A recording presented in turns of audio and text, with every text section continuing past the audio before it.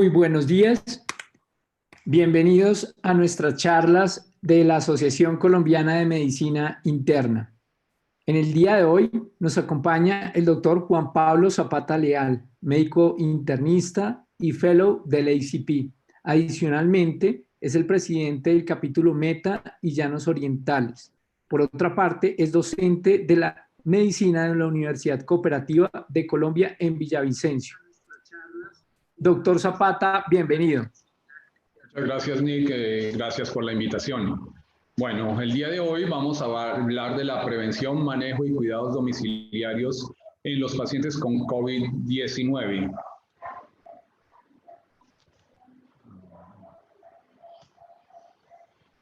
Vamos a dividir esta charla en 4 apartes. El primero lo he titulado Sobre hombros de gigantes y nos habla de cómo a la epidemia del momento actual hemos sumado experiencias de grandes científicos durante la historia que hoy son valiosas para el tratamiento de esta epidemia.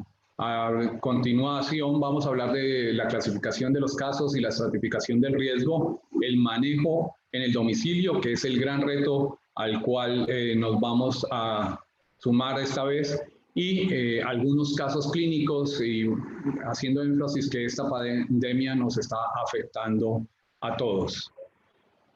Si hemos podido ver más lejos es porque estamos parados sobre hombros de gigantes, decía Isaac Newton. Y quizá el primer gigante del que debemos hablar es Ignaz Semmelweis, un médico húngaro que trabajaba en el Hospital de Viena y tempranamente se dio cuenta que la mortalidad entre los partos atendidos en 2 salas del mismo hospital, una en la cual los médicos atendían y otra en la cual atendían las parteras, estaba muy en contra de la atención con los médicos. Y él empezó tempranamente a buscar cuál era la causa.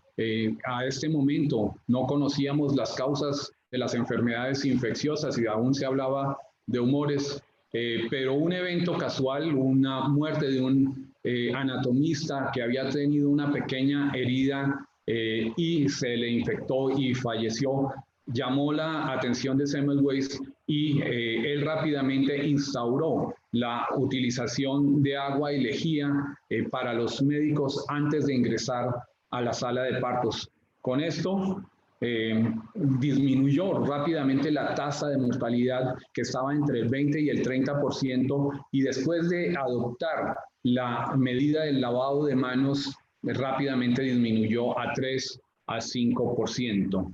Otro de los gigantes de los que hay que hablar es John Snow. John Snow, un médico británico que tempranamente también asistió a la epidemia de cólera, que hay que recordar que arranca en India, pero como estaba avanzando tan rápido la tecnología, los trenes y los barcos empezaron a transportar rápidamente personas y esto facilitó que esa epidemia se extendiera por toda Asia y Europa.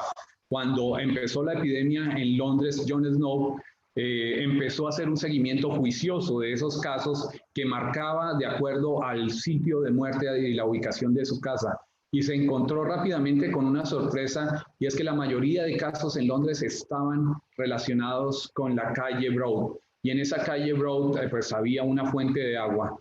Hay que recordar que Londres era la ciudad más industrializada en ese momento, con mucha gente que llegaba a trabajar en las grandes fábricas.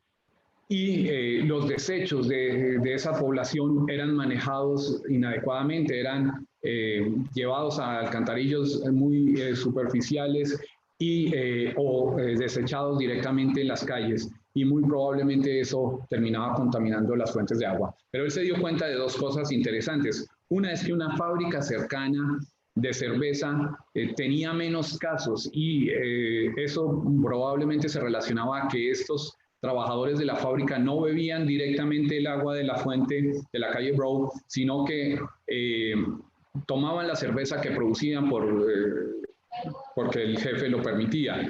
Y otro caso interesante es que uno de los casos estaba muy distante a la calle Broad, pero no hizo un seguimiento juicioso y encontró que la mujer que había muerto lejos de la calle Broad había sido habitante de la calle Broad y ella consideraba que la fuente de la calle Broad era la mejor de Londres, y su hijo, que sí trabajaba cerca, todos los días le suministraba agua, algo que había podido terminar cayendo. La teoría del doctor Snow terminó reforzándola y permitiendo que Snow hablara con las autoridades de Londres y pudieran cerrar esta fuente de agua y así poder abortar esa epidemia tan importante en la ciudad de Londres.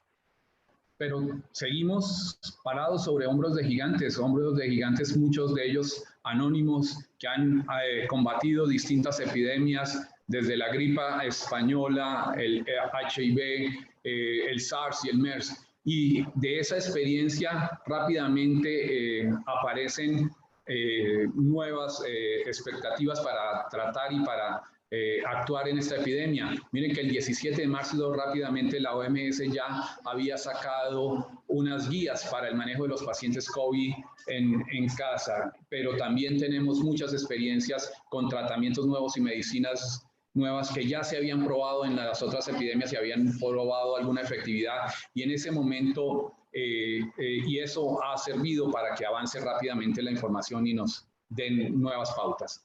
Para hablar de la clasificación de los casos y la estratificación del riesgo, pues primero debemos centrarnos en la situación del país. Colombia se encuentra en una fase 3, un contagio comunitario que fue decretado a partir del 31 de marzo. Lo que nos habla es que los casos muy probablemente ya son casos autóctonos y muchos sin nexo epidemiológico claramente. No voy a hablar de los números que ya todos conocemos. El doctor Rosselli, que muy temprano en esta epidemia nos hizo un análisis matemático muy interesante, pero de alguna manera un poco preocupante, en el cual vaticinaba la presencia de miles de infectados pronto y cientos de muertos. Cuando se cumplen los 40 días de la cuarentena, el viernes pasado, hace un nuevo análisis que es un poquito más halagüeño, en el cual muestra que esta curva de crecimiento exponencial que venía teniendo la enfermedad tiene dos puntos de inflexión, el primero el 24 de marzo y el segundo el 11 de abril. Este primer punto de inflexión muy probablemente relacionado con las medidas de aislamiento que han sido efectivas y cambiaron la perspectiva de un crecimiento exponencial acelerado, y a pesar de que sigue un crecimiento exponencial, pues ese aplanamiento de la curva es muy favorable y muy probablemente hace que la situación no sea tan comprometida como en otras ciudades como en Guayaquil o en los mismos Estados Unidos. Y esta segunda punto de inflexión hacia el 11 de marzo, que el mismo doctor Rosselli refiere que es muy temprano para analizar, pero pues también da buenas perspectivas hacia el futuro. Hablando de la letalidad inicialmente estaba cercana al 1%, a medida que ha avanzado la infección, esa letalidad ha subido hasta el 4.5%, donde esperamos que se mantenga y que empiece a disminuir. Muy probablemente esto relacionado que los primeros casos, la mayoría podrían ser viajeros jóvenes, y a medida que va avanzando la enfermedad, pues se van infectando más personas de mayor edad y con más comorbilidades. La mortalidad en relación a las comorbilidades está claramente establecida. Las personas que tienen enfermedad cardiovascular tienen una mortalidad cercana al 10.5%, los que tienen diabetes 7.3%, las enfermedades respiratorias 6.3%, la hipertensión 6% y el cáncer 5.6% en relación con la infección por COVID-19.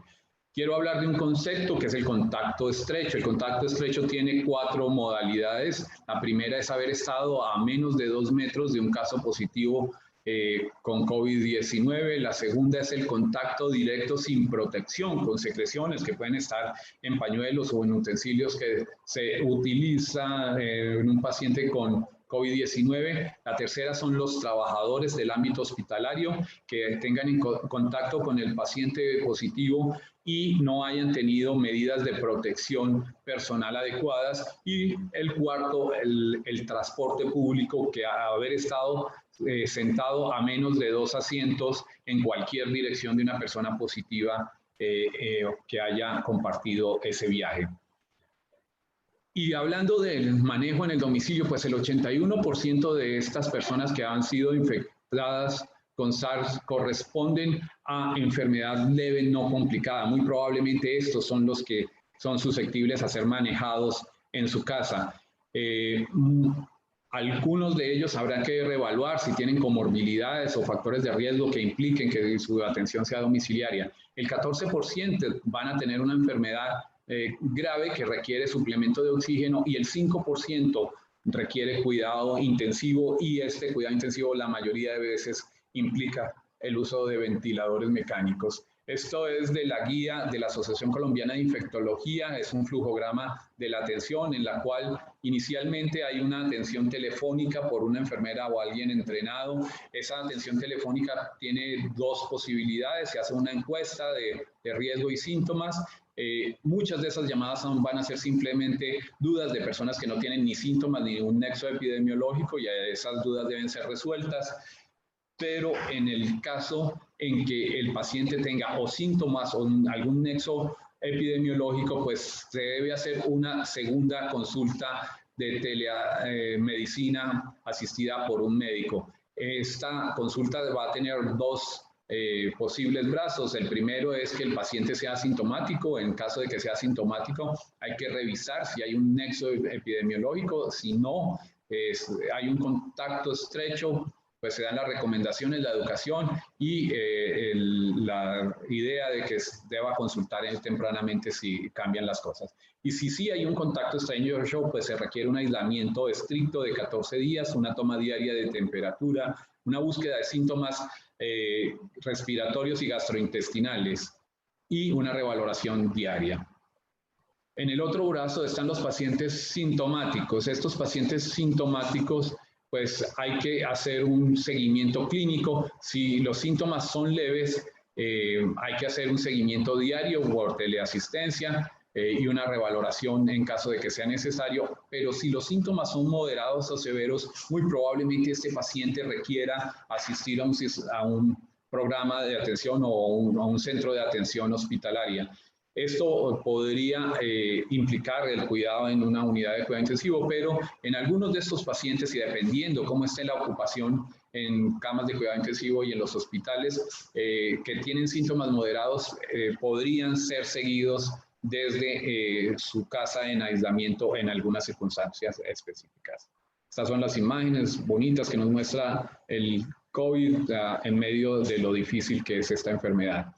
Y volviendo al documento de la OMS para el cuidado de los pacientes en casa, la mayoría de los pacientes que sean positivos se recomienda que tengan un seguimiento hospitalario médico, pero estos pacientes a los que no se llevan a una clínica, pues se debe hacer un seguimiento muy juicioso y revisar los factores de riesgo que podrían implicar complicaciones. Hacer un seguimiento por parte de un trabajador de la salud que debe hacer una evaluación adecuada del hogar y de las condiciones. No todos están en condiciones de ser seguidos desde la casa, depende de la disponibilidad de baños adecuados y del espacio.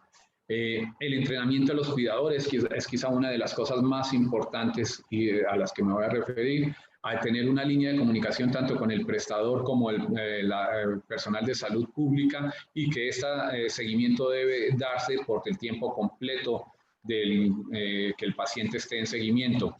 El entrenamiento de los cuidadores, la higiene de manos, que tanto hemos insistido los médicos, muchas veces los mismos médicos no nos las lavamos adecuadamente. Hay que insistir en que esto se haga adecuadamente, la higiene respiratoria, el aseo del ambiente y el patrón limitado de movimiento alrededor de la casa.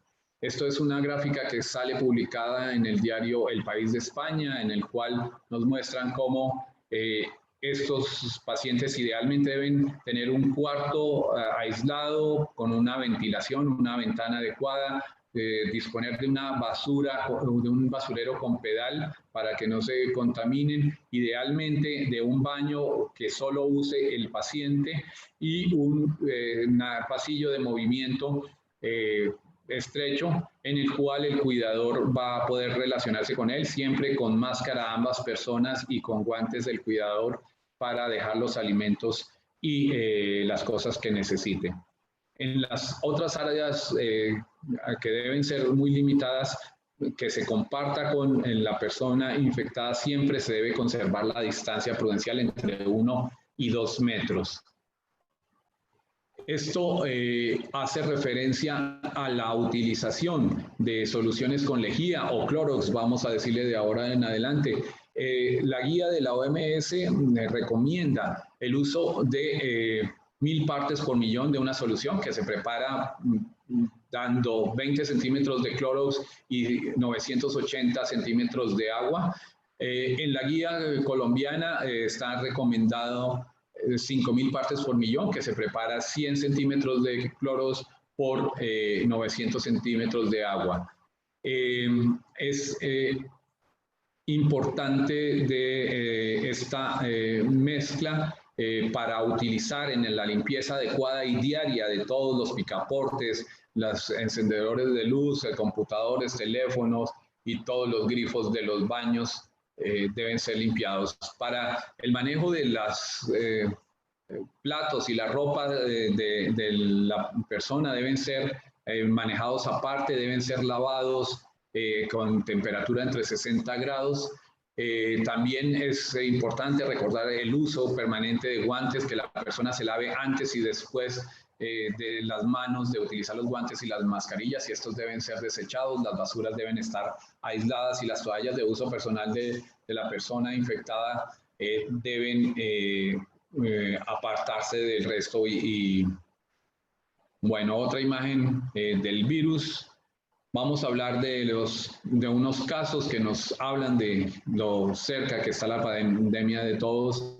El primer caso, un adolescente de 17 años procedente de Inglaterra que ingresó nuevamente a Colombia el 21 de marzo, llenó los documentos sanitarios migratorios y tuvo un seguimiento de esas autoridades, pero él omitió algunas informaciones, entre ellas que en Londres había tenido un contacto estrecho con personas en el apartamento donde vivía, 2 coreanas y 1 colombiana, que fueron confirmados positivos para COVID-19. Él consulta por 7 días de tos, odinofagia, malestar, rinorrea, fiebre, dificultad para respirar, ortopnea que se iba progresando y movilización de abundantes secreciones. Se le hizo una prueba de PCR de faringia, la cual fue reportada el 9 de abril negativa. Aquí también por el contacto estrecho aparecen las dudas y quisiéramos haber podido hacer una prueba de anticuerpos. Este hombre completa el aislamiento y afortunadamente aparentemente no hay ninguna complicación. El segundo caso es un joven de 17 años de edad, asintomático, que debe conducir al servicio de urgencias a su madre porque encuentra con un cuadro respiratorio severo asociado a un posible contagio. La madre trabaja como internista intensivista.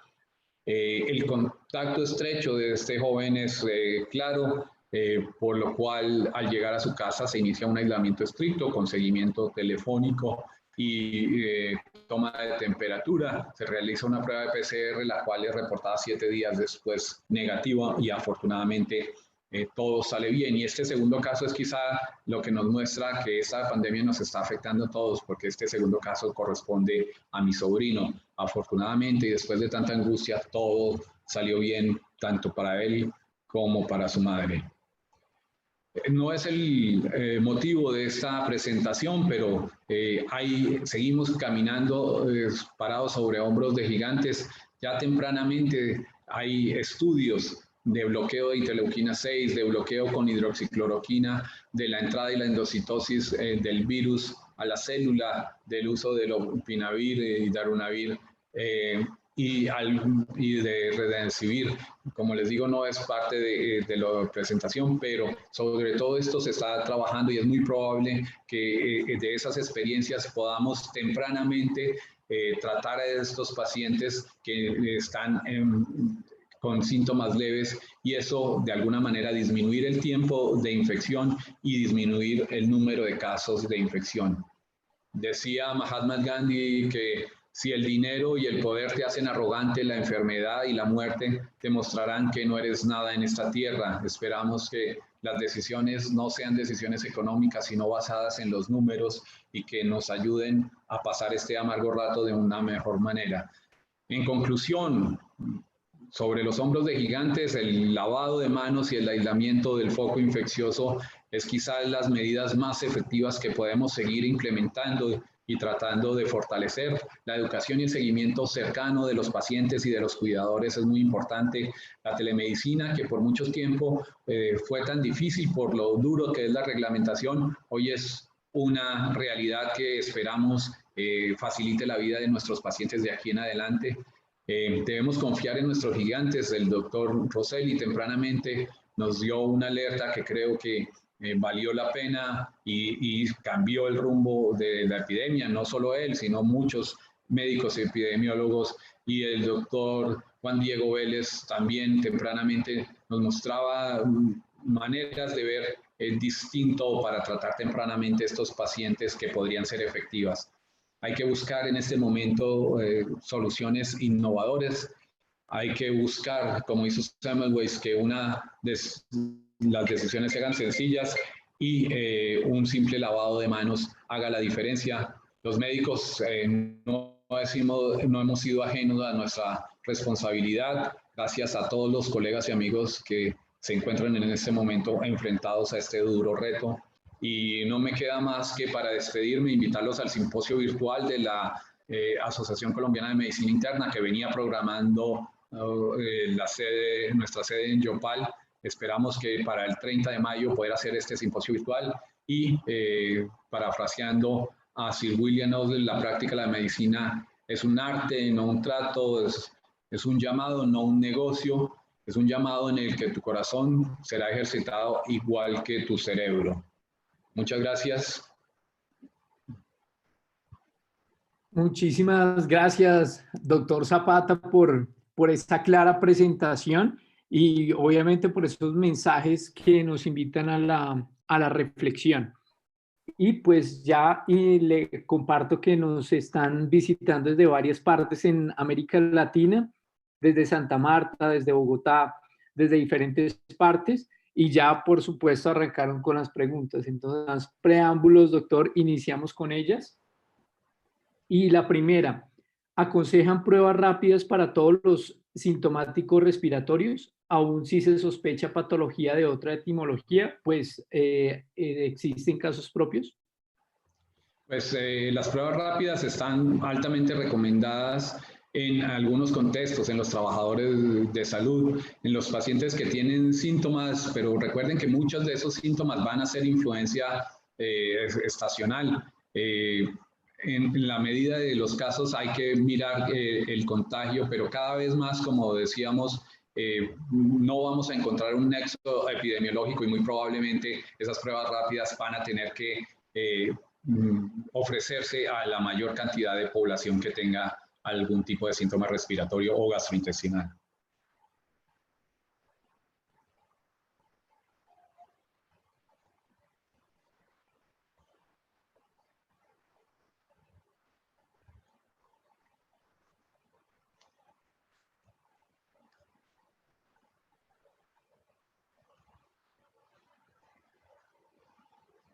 Y acá otra pregunta, doctor, de parte de José Alfredo Liscano. ¿El manejo de las basuras del infectado debe ir a parar al relleno sanitario o deben ser incinerados? ¿Deben las empresas de recolección de basura ofrecer ese servicio? Idealmente debe manejarse aparte, ¿no? Con bolsas rojas. En eso estamos aún aprendiendo, pero el ideal es que sí sean manejadas directo, casi como residuos hospitalarios. Muchas gracias, doctor. Bueno, doctor, ¿nos podría dar recomendación del manejo de paciente oncológico sospechoso de COVID-19? Bueno, yo creo que lo que dice mi presentación es puntual, ¿no? Hay que tratar de que estos pacientes no se sometan al riesgo, hay que mantenerlos en la mejor medida aislados. El uso de las tecnologías es quizá una de las grandes oportunidades para evitar esos contactos innecesarios en estos pacientes. Esperamos que con esto sea suficiente, pero obviamente estos pacientes van a tener un riesgo mayor, como ya nos muestran los estudios. Muy bien. A muchas preguntas, doctor Zapata, nos están diciendo que si va a quedar grabada la presentación. Entonces, para recordarles que va a quedar grabada, así como cada una de las presentaciones de la ACMI, en el Facebook, en la página de Facebook de la Asociación Colombiana de Medicina Interna. Ahí la van a encontrar. Ahora, doctor, esto es referente en cuanto a la protección con los alimentos. ¿Solo basta con lavar con agua y jabón o se debe manejar otro tipo de soluciones? No, con los alimentos, el lavado con agua y jabón debe ser suficiente. Recuerden que el jabón tiene una matriz hidrófila que rompe la pared del virus, la cápsula del virus. Perfecto, doctor. Mil gracias. Acá tenemos otra muy buena pregunta respecto al uso de enoxaparina para casos leves o moderados en pacientes en casa como comorbilidades. ¿Qué opina, doctor? Pues estamos pendientes de los estudios. Sé que en Nueva York particularmente, donde tienen muchos casos, están tratando esto como una enfermedad embólica y ellos tienen la teoría de que muy probablemente más que el compromiso neumónico sea un compromiso embólico y que esos casos aumentados de enfermedad coronaria también se deba a trombos producidos por la inflamación. En el caso particular conozco de una hemodinamista colombiana que trabaja en Nueva York, que atendiendo uno de sus pacientes encontró un trombo ese trombo, ella dice que las características no eran las características habituales de los trombos. Hay estudios en curso, esperamos que esos estudios nos digan qué podemos empezar a implementar más temprano. Hasta ahora casi todos estos medicamentos están siendo manejados en protocolos de investigación y fuera de esos contextos, pues no es válido hacer una recomendación general. Esperamos que pronto tengamos la posibilidad de conocer qué tan efectivo sea esa anticoagulación temprana, pero sí es una posibilidad. Excelente, doctor Zapata. Y desde su perspectiva, ¿cuál cree o cuál considera usted que son los mayores desafíos de los familiares con un paciente COVID positivo en su casa?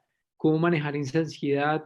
¿Cómo manejar esa tensión que a lo mejor esta familia pueda tener con ese familiar COVID positivo en su casa?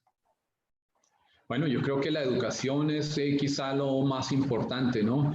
Eh, Sabemos que cuando entra el miedo, pues la razón se pierde.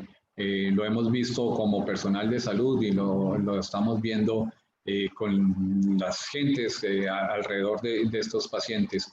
Pero lo más importante es que tengan la posibilidad de consultar fácilmente cualquier duda y el entrenamiento adecuado, que quizá es lo más importante. Son medidas muy sencillas, pero que incluso los médicos que llevamos tanto tiempo trabajando con enfermedades infecciosas y asustados con las enfermedades infecciosas, tenemos dificultades hasta para lavarnos las manos y estoy seguro que a todos nos entró la misma duda, ¿qué debo hacer en mi casa? ¿Qué decidir? ¿Cómo limpiar? Yo creo que la educación es el punto y lo más importante para que esas dudas se resuelvan y esos temores se disipen. Muchas gracias, doctor. ¿Y cuál cree que sería ese mensaje más importante que le deberíamos dar a nuestros colegas que en este momento se encuentran en sus casas siendo COVID positivo? Bueno, primero un abrazo fraterno. Yo sé que esto es muy difícil. A los colegas les pido que esperen con paciencia, que los estudios están avanzando y espero que tengamos solución pronto para todos. Discúlpenme.